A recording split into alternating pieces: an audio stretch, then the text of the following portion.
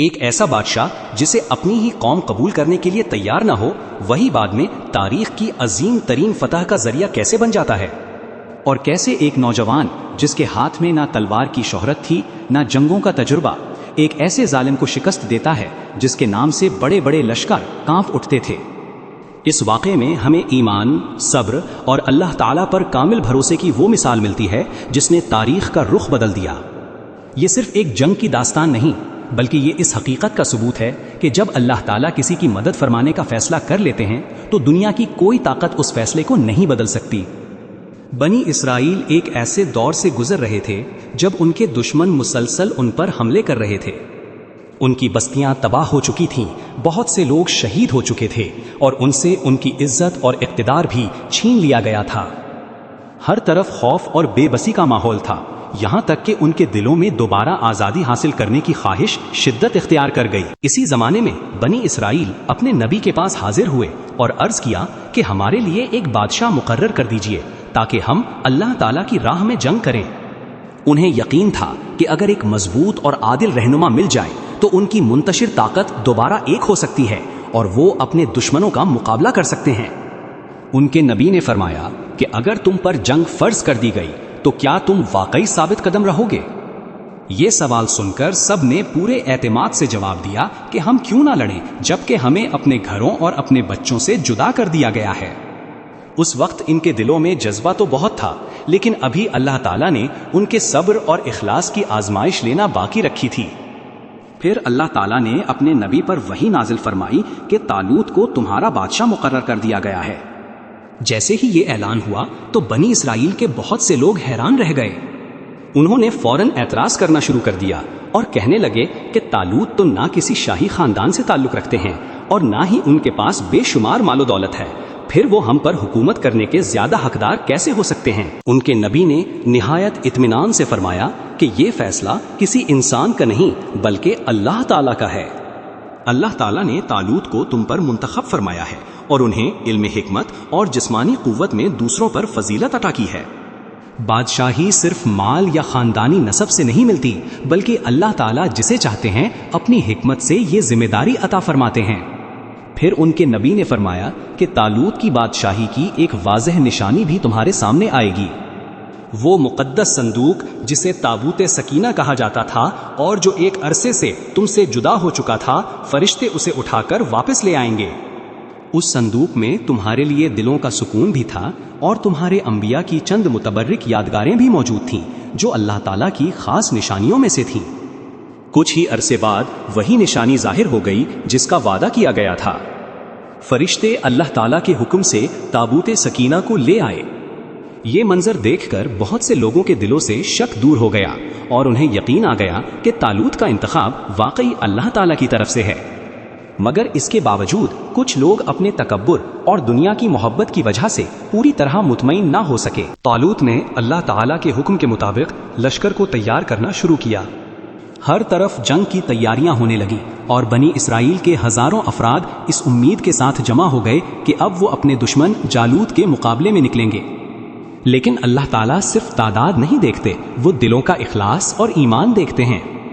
اسی لیے روانگی سے پہلے ان کے لشکر کی ایک ایسی آزمائش ہونے والی تھی جس کا مقصد سچے اور کمزور ایمان والوں کے درمیان فرق واضح کرنا تھا۔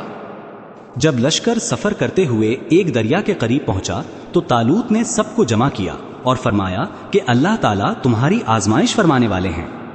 جو شخص اس دریا کا پانی خوب سیر ہو کر پیے گا وہ میرے ساتھ نہیں رہے گا، اور جو اپنے آپ کو روکے گا یا صرف ایک چلو پانی لے گا وہی میرے ساتھیوں میں شمار ہوگا۔ یہ حکم سن کر سب نے حامی تو بھر لی، مگر اصل امتحان ابھی باقی تھا۔ سفر کی تھکن، گرمی کی شدت اور پیاس نے بہت سے لوگوں کو بے چین کر دیا۔ جب وہ دریا کے کنارے پہنچے تو ان میں سے اکثر اپنے نفس پر قابو نہ رکھ سکے اور جی بھر کر پانی پی لیا۔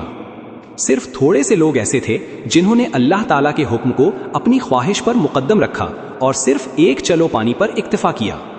اسی آزمائش نے ثابت کر دیا کہ میدان جنگ میں اصل قوت جسم کی نہیں بلکہ ایمان اور اطاعت کی ہوتی ہے۔ جب آزمائش مکمل ہوئی تو لشکر کی تعداد پہلے سے بہت کم رہ گئی۔ جو لوگ باقی بچے وہی اللہ تعالیٰ پر کامل بھروسہ رکھنے والے تھے۔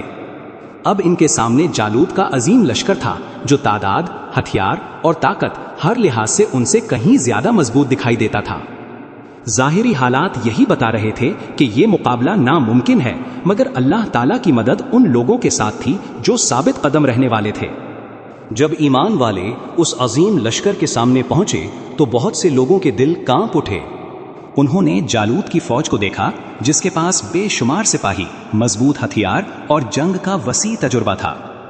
کچھ لوگ مایوسی سے بول اٹھے کہ آج ہم میں اتنی طاقت نہیں کہ جالوت اور اس کے لشکر کا مقابلہ کر سکیں۔ انہیں اپنی کم تعداد نظر آ رہی تھی، لیکن وہ اللہ تعالیٰ کی قدرت کو بھول رہے تھے۔ مگر وہ لوگ جن کے دل ایمان سے بھرے ہوئے تھے، انہوں نے پورے یقین کے ساتھ کہا کہ کتنی ہی بار ایسا ہوا ہے کہ ایک چھوٹی جماعت نے اللہ تعالیٰ کے حکم سے ایک بہت بڑی جماعت پر غلبہ حاصل کیا ہے۔ اللہ تعالیٰ صبر کرنے والوں کے ساتھ ہوتے ہیں۔ ان کے یہ الفاظ پورے لشکر کے لیے حوصلے اور یقین کا پیغام بن گئے، اور کمزور دلوں میں بھی نئی ہمت پیدا ہونے لگی۔ جب دونوں لشکر آمنے سامنے آئے تو ایمان والوں نے سب سے پہلے اللہ تعالیٰ کے حضور دعا کی۔ انہوں نے عرض کیا، اے ہمارے رب، ہم پر صبر نازل فرما، ہمارے قدم جما دے اور ہمیں کافر قوم کے مقابلے میں کامیابی عطا فرما۔ یہ صرف الفاظ نہیں تھے، بلکہ ایسے دلوں کی پکار تھی جو ہر حال میں اللہ تعالیٰ پر بھروسہ رکھتے تھے اور جانتے تھے کہ اصل مدد صرف اسی کی طرف سے آتی ہے۔ اسی لشکر میں ایک نوجوان بھی موجود تھا جس کا نام داؤد تھا۔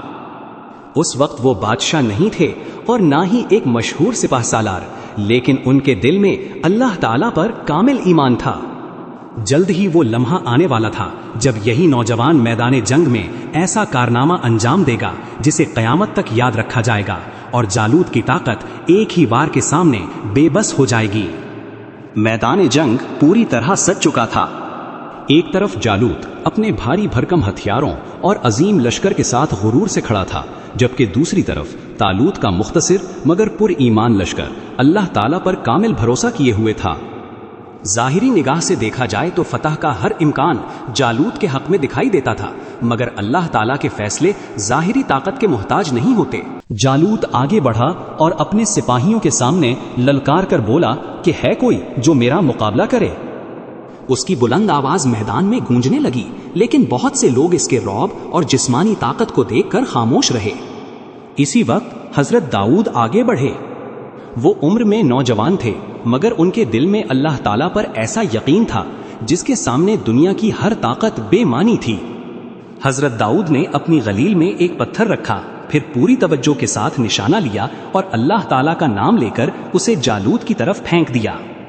وہ پتھر سیدھا جا کر جالوت کے سر پر لگا۔ زبردست ضرب لگتے ہی جالوت زمین پر گر پڑا، اور یوں اللہ تعالیٰ نے ایک نوجوان کے ہاتھوں اس ظالم اور مغرور بادشاہ کا خاتمہ فرما دیا۔ جالوت کے گرتے ہی اس کا لشکر خوف و ہراس کا شکار ہو گیا۔ ان کی صفیں ٹوٹ گئیں اور وہ میدان چھوڑ کر بھاگنے لگے۔ اس طرح اللہ تعالیٰ نے ایمان والوں کو عظیم فتح عطا فرمائی۔ بعد میں اللہ تعالیٰ نے حضرت داؤد کو بادشاہی اور حکمت عطا فرمائی اور انہیں وہ علم سکھایا جو اللہ تعالیٰ نے چاہا۔ اسی فتح نے بنی اسرائیل کو دوبارہ عزت، طاقت اور اطمینان عطا کیا، اور یہ واقعہ ہمیشہ کے لیے اس حقیقت کی دلیل بن گیا کہ کامیابی تعداد یا طاقت سے نہیں، بلکہ اللہ تعالیٰ کی نصرت اور سچے ایمان سے حاصل ہوتی ہے۔ اس عظیم فتح کے بعد میدان جنگ میں خاموشی چھا گئی۔ وہ لوگ جو چند لمحے پہلے اپنی طاقت اور تعداد پر غرور کر رہے تھے، شکست کھا کر ادھر ادھر بھاگ رہے تھے۔ دوسری طرف طالوت کا لشکر اللہ تعالیٰ کے حضور سجدہ شکر بجا لا رہا تھا۔ ہر شخص جان چکا تھا کہ یہ کامیابی تلواروں یا ہتھیاروں کی نہیں، بلکہ اللہ تعالیٰ کی نصرت کا نتیجہ تھی۔ حضرت داؤد کی بہادری اور اخلاص نے پورے لشکر کے دل جیت لیے۔ طالوت نے بھی ان کی عظمت کو پہچان لیا، کیونکہ اللہ تعالیٰ نے انہیں ایک ایسا مقام عطا فرمایا تھا جو کسی عام سپاہی کو نصیب نہیں ہوتا۔ بنی اسرائیل میں حضرت داؤد کا ذکر عزت اور محبت کے ساتھ ہونے لگا، اور لوگ سمجھ گئے کہ اللہ تعالیٰ جب کسی بندے کو بلند کرنا چاہیں تو دنیا کی کوئی طاقت اسے روک نہیں سکتی۔ کچھ عرصے بعد اللہ تعالیٰ نے حضرت داؤد کو نبوت، حکمت اور بادشاہی عطا فرمائی۔ انہیں حق و انصاف کے ساتھ فیصلے کرنے کی توفیق دی گئی اور ایسی بے شمار نعمتیں عطا ہوئیں جو اس زمانے میں کسی اور کو حاصل نہ تھیں۔ یوں جالوت کے خلاف ہونے والی یہ جنگ صرف ایک فتح پر ختم نہیں ہوئی، بلکہ اللہ تعالیٰ کی ایک نئی حکمت اور ایک عظیم نبی کے ظہور کا ذریعہ بھی بنی۔ اگر آپ کو یہ واقعہ پسند آیا ہو تو اس کو صدقہ سمجھ کر دوستوں تک ضرور شیئر کریں تاکہ آپ کے دوست بھی اس سے مستفید ہو سکیں۔